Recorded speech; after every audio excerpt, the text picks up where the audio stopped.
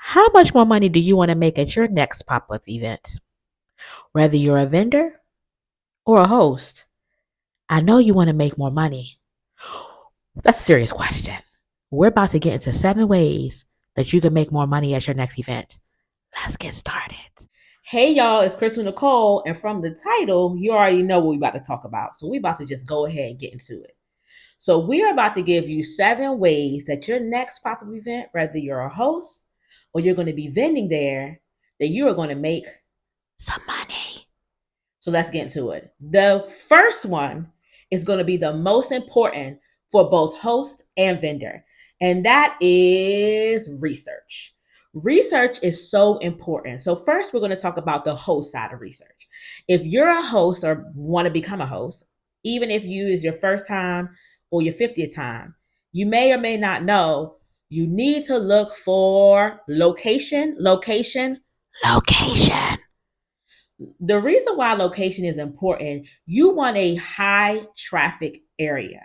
There is too many vendor events that I have been at just to know to kind of check it out that there is no traffic. If there's not a high traffic area, then guess what? No one knows that you're there, and it's going to be harder for you to pull in people to come shop with your vendors. So what you want to do is make sure this is a high traffic area. Also, when we talk about high traffic areas, we're not just talking about the cars, we're also talking about metro and train accessible, right? So we have the metro buses and the metro trains here in the DMV. I don't know what it's called for you, but make sure it's areas where people can get on a bus, people can get on a train, and they can still come to your event and enjoy. Okay, so we want to make sure that we're researching on that. Another research that we may want to do is see the area in which the demographic is. The reason why that's important is because if you're having a vendor event, you want to look into the area of the things that people actually like to do and like to shop in that area so that you are able to get vendors that is going to be there for the people. Am I making sense? Be there for the people so they can buy the stuff that they already like to do. It's going to be hard to sell different things to people that they aren't already into. Okay. So if I'm into making oranges, okay, one of my good vendors in my areas into making oranges, I'm just saying something, then it might be really nice to have a farmer who is a vendor who not only sells produce but also gives classes on how to make certain things. Make sense? Produce, veggies. Is produce veggies? Okay, don't laugh at me because I don't know, but you get what I'm saying. So we want to make sure that we're looking at our demographic and we are closely connecting the vendors to what the demographic in that area already likes. Okay. Now, when we talk about actual people that is going to vend, so this is for my vendors. Okay. When you're looking to go to your next pop-up event, make sure that you are actually seeing if those people, one, have done these events before, and that doesn't mean that you can't, participate. But when you know that the person has done a vending event before, you can do further research, right? So, say for instance, you know that these people do vending events all the time. You want to, maybe if they do it once a month, before you actually go decide to actually vend, go there and see the high traffic or the low traffic that this space, particularly this pop-up event, has. There's nothing worse than to hear this sentence. And I hear this sentence a lot, and I know it's a way for people to make themselves feel better about not making money. They say this next sentence: well, I made my vendor feedback, and you know what? It was just nice to network. Oh, please. Most people say that because they want to, feel better. But who in their business wants to not make a profit? Now, let's talk about what the word profit means so we understand that, right? So, I got my trusty notes here, okay? So, profit in definition, let me look. A financial gain, especially the difference between the amount spent in buying operating and producing something. So when you use that term, well, at least I got my vendor's feedback, you're technically still not making a profit. So you want to make sure that not only you're getting your vendor's feedback, but you're getting your gas back, you're getting the food that you ate for today back, you're getting your products, how much you made, how much it took for you to make the product, and you're making profit. So this is why this is important. This is such an important conversation because we want to make sure that we all making that what? That money. Okay. So also what you need to kind of worry about if you are the vendor is, so we'll do one scenario. The person has not done an actual pop-up event before. So what you want to look at is how they currently do whatever they're doing, how they currently market their product, okay? Or service or anything. Because if they do a pop-up event and they currently don't know how to market, you can bet your bottom dollar that they're not going to market this pop-up event very well as well. If you're a vendor, look at how they currently network, how they currently communicate with their social media, or even when it's out there, if it's like a networking event, see how they currently already communicate and market. So you can get a better idea. You may say, I'm gonna give this person a chance. But I would also, if they're first starting, I would have a cap on how much I would, use to vend with that particular person starting off. Now let's go into the other one. The reason why on the second part, on the first part, I really didn't talk about fee because fee should be the last thing that you're worried about. Because if you can make a profit off of a vending event, then you should be able to pay more or whatever their fee is. But that means they're going to have to do their job too, right? So that's the reason why I talk about fee when it comes to that. I'm going to say this. If you are a host, you need to make sure that you are marketing, okay? Marketing is so important for your pop-up event to be successful. Now there's this ongoing controversy between vendors and hosts of who should market, right? It needs to be listen. We need to get out our own feelings about who should market, who should do what when it comes to that particular thing, because the goal is for the vendors to make profit. In order for them to make that profit, we need for as many people as we possibly can to be able to know about the upcoming events. And that could mean what? Everybody needs to say something. So the only thing that I would give to hosts is a lot of times as a vendor, they may not understand how to market. And you may not understand how to market. And I'm actually going to do a video on how to market your next event. But for now, I would say this both need to market, and the host needs to have something put in place that they can show people that are vendors how to market to make the pop-up the most successful it can be. Okay, so I'm going to say that. Okay, the next thing is number two. This is number two. This is going to be research, right? So I'm sorry, research. We already said research. Flyers, okay? Let's go into flyers. So flyers are so important when it comes to pop-up because you can get some flyers printed. Let me tell you what I do. I don't even get the really big flyers. I get like the 5x7 or the 4x6. I go into my good old Canva. Okay. I make a cute little flyer. Okay. And take some time on your flyer. I'm not saying a week. I'm saying a couple hours. Take it, make your flyer. I make a good little flyer. I go ahead and print it and I send it over to Staples. You could get a really good deal on about 250 flyers for around $50. Okay. And you go on your weekend, on your time off, go to high traffic areas in that particular area that you're having the event. Okay. And you pass out the flyers. Get yourself a 15-second speech to let them know about the pop-up, and then you give them that flyer, and that will build people's like excitement to go, that FOMO as we call it. So make sure that you have a flyer. Now, who should make this flyer? In hindsight, the host should definitely be making the flyers, at least the digital version, and sending the digital version to all vendors involved. And the vendors can say yes or no if they want to print those out and pass them out, right?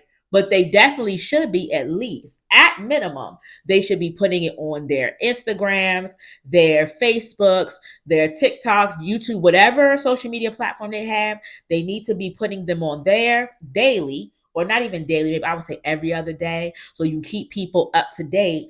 But me as a host, what I would do is, if I have something like 20 vendors, what I would do, or whatever, how many you have, I would take it and at least be able to give 30 flyers to each vendor. I would make that my cost, because technically I can get them printed cheaper if I get more. So I would get them, print them out, in the 4x6 or 5x7, and I would give them each 30. I would also, me as a host, I would have a Zoom call. I would have a Zoom call once every other month or once a month, depending on how far out you're marketing. And you should be marketing at least 2 to 3 months prior, so that you can get people, excited about it. And I will have a call, or at least make a video on how they should, give them tips on how to market. This really helps vendors to understand, because not everybody is good at marketing. And a lot of times vendor will feel like, well, if I'm vending and I'm paying them a fee, then they should be marketing.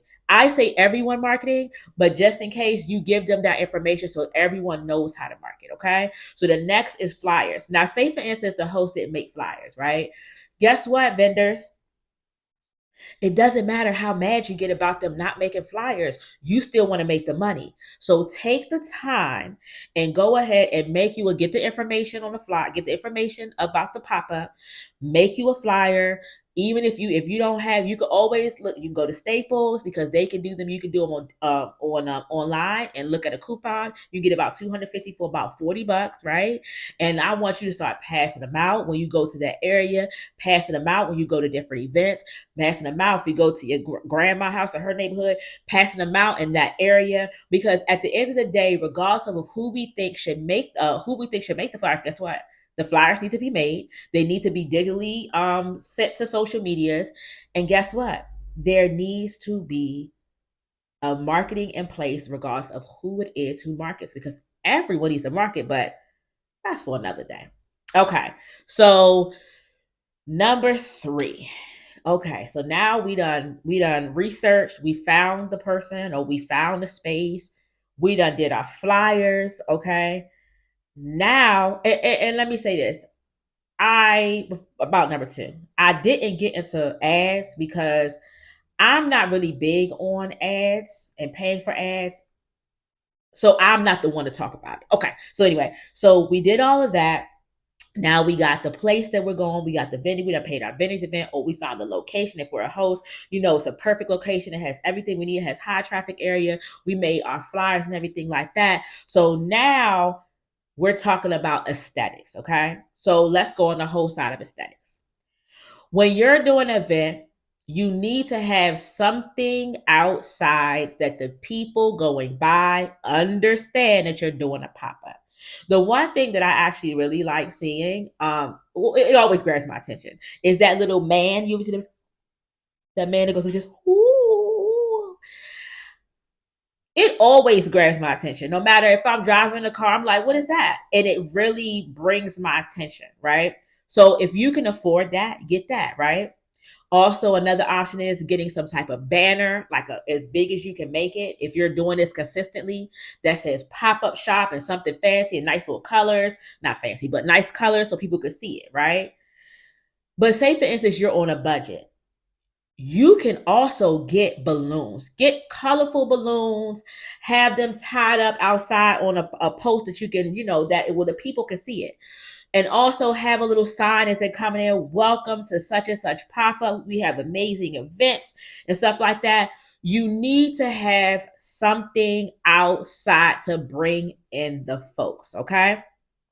Another thing, aesthetic, well, I don't know if it's called aesthetics, but when you go inside, this place needs, well, it is, this part needs to be cleaned, host, needs to be making sure there's not a bunch of crap around, and the visual, there is there is easy visual sight of your vendors. Okay. And if you have different rooms, you have some type of signage letting them know that, hey, we can go here to get more vendors. Okay. For the host, we need to have some type of beverage and some type of little snack. Now, this only will work if there's no vendors that's really not doing heavy food. If you have a vendor that's like, if you have a food truck or food vendor, then you could take this away and just use a beverage. So, what I would do is, if I am doing a vendor event, I can do maybe some wine and also a non alcoholic version of, oh, some type of nice drink and also some water. We want to do some things that may keep that person there. And it could be something as simple as a beverage. As I'm walking, I'm sipping, I'm feeling relaxed. Okay. Another thing is play some nice jazz music or whatever music that actually is appropriate for whatever event you have, pop-up event you have. Because sometimes they have pop up and trap, and I don't want to hear no jazz music, got no pop up and trap. So make sure it's giving the relaxation for the client that's coming or the customer that's coming in to shop. This is a side gem.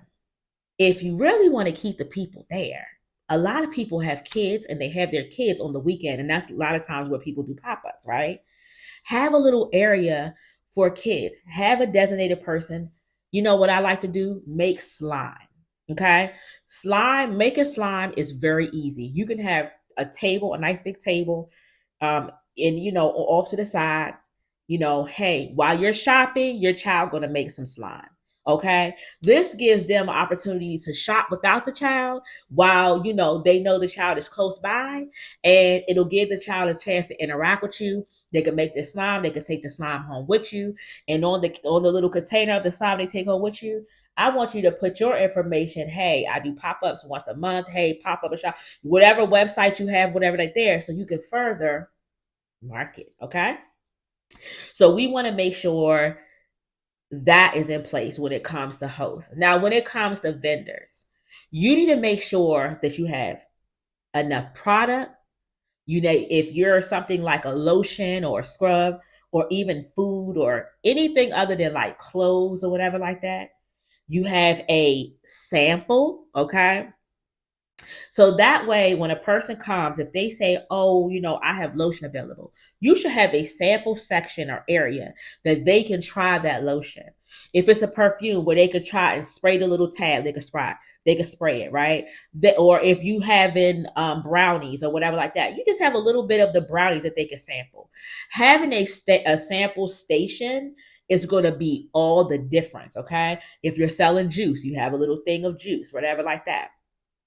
When it comes to actual people that's doing clothes, this is another thing that could work, because now my wheels are really turning, even though I wrote stuff down. You can have an area that's sectioned off where they can have a little, try on room. They don't have to say if this fits or if it doesn't fit. They can try them real quick and everything like that. Okay. So you need to make sure that you have some type of samples. Okay. Or a fitting room for a person that does clothing. Also, you need to make sure you have your flyers to your actual business, your business cards, and a way to get emails. Okay. The reason why that's important is because even if a person is not ready to purchase from you at that particular moment, it gives them an opportunity to actually like get your information and say, hey, 2 weeks from now when I get paid, a week from now when I get paid, I'm definitely can reach out and shop with you. So you need flyers, business cards, but also go ahead and get their email. A way to get their email is actually you can do a small raffle. Hey, you get to enter in the raffle if you put your email here, your name, first name, last name, cell phone number, email, okay? And do you give me permission? Yes, right? And they get a raffle ticket. That's a way to build your email list because your email list is going to keep those clientels coming. Okay, so I done dropped a couple of gems just now. So I think we're about at number like 4. Yeah, we're about like at number 4 or maybe 5, but I'll say 4. So if y'all get extra gems, then y'all just get extra gems, and that's even Even better for you. Okay, so we're at number 4. Let me get a little drink.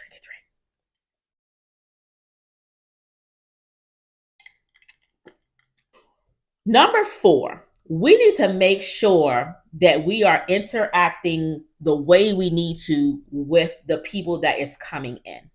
A lot of times when I go to an vendor's event, I will see people all the way in the back, like behind they're sitting down on their phones or whatever like that. You need to interact with your actual table. You need to be in front of the table and you need to interact. Hey, how you doing? My name is Crystal. This is the name of my business. As I'm handing a business card, we have some samples right here for you to enjoy. Please come stop by my table. We also have an amazing raffle going on, etc., etc., etc. I'm not going to just sit behind a table with my phone like, hi, hi. We need to interact with our client. Number 5, and I should have put 4 and 5, swap them. Number 5, we need to be dressed for the cause. One of the main things also is you have to be dressed for people to want to come over. You can't look like a bum, have your t-shirt on, you got dirt stains and everything. Dress for to impress. I'm not saying you gotta wear heels, but if I'm a boutique, I need to have something, one of my best-selling items on. I need to have that on me. I need to make sure that my hair is done. I need to make sure for me, my makeup, everything needs to be dressed to impress, because that's what's going to bring people. It doesn't I always tell my people this. You know how you got your senses, all these senses that we talk about. You need to hit each one of those senses when you're dealing in business. Okay? So we are at number 6. I hope I'm counting right. Anyway, or was it number 5? We're at number 6. We're gonna say number 6. Number 6, networking. Even if that person does not come to your table, you should be giving each person that comes to that door one of your cards. The only people you shouldn't just be networking with the people that's, the other vendors, right? You need to be going there, maybe have another person with you. So when that person hits the door, hey, welcome to the pop-up shop. I'm so glad that you're here. We have a vendor's table right over here. No rush, but I just wanted to give you my card. And we sell ba ba ba ba ba, bada bing, bada boom. You need to network with each one of those people that enter that door, not just the ones that come to your actual table, because that's the only way that you are going to actually get more and more clients. Either rather they come to your table that day, they still might shop with you later, or tell one of the people that they know about your actual business. So in the long term, it works. And number 7, last but not least, but not only, but the last one I'm going to do for this video, okay? Number 7, have a great time and great attitude. A lot of times we don't realize it, even me, when you have a crappy attitude, it shows. I want you to go to that event. I want you to smile. I want you to be on time. I want you to network. I want you to give them a card. I want you to be all the things. Show them the great personality and the great product that you are providing for this pop-up event, okay? You will be so amazed how a great attitude can get you a sale and then a long lasting client. Okay. So come in there, great attitude, be ready to sell, smile, saying, do all those things. Okay. Now I'm about to give y'all a bonus one, a little bonus track. Okay. But before I give y'all the bonus one, if you reach this part of the video, go ahead and subscribe, because by now you already know that you like, what I'm talking about, and you want more. So subscribe, okay? Like this video and give me a nice comment. Okay, now let's get into the bonus one. The bonus one that I'm going to give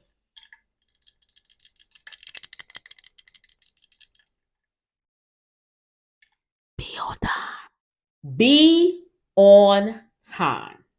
Whether you're a host or a vendor, you need to be on time. Now, listen, there's a difference between being on time and being on CP time, if you know what I mean. I'm talking about on time, okay? Make sure that you are there the time you're going to say that you're there. If you're the time that you're going to say that you're there, if you're a host. So if you say, hey, the event starts at 12, setup time starts at 10 o'clock, you need to make sure that you are there 9:30, so that setup time for the vendors there at 10, right, from 10 to 12, because that makes a difference. There is nothing more infuriating that than everyone's late. The host is late, the vendor's late. Everyone needs to be on time. That way that the event can start on time. Everything is how it needs to be. Everything is doing what it needs to do. So be on time. And host, be clear about what time that the vendor should be there. Be clear about that. Okay? Because you want to make sure that everyone is cohesively doing everything they have to do, so that when people come in, they come to this pop-up event, they be like, dang, this thing is nice. And they keep on coming and they tell their friends. Okay? That's all I got for today. I mean, there's much more. Maybe I'll do a part two. I don't know. Let me know in the comments if you guys want a part two. I just want to drop some gems on you guys of how to make your next pop-up event successful. All right. So anyway, y'all, listen, I got to go because I didn't even eat lunch today. So I'm going to see you guys on the next video. Bye. Bye.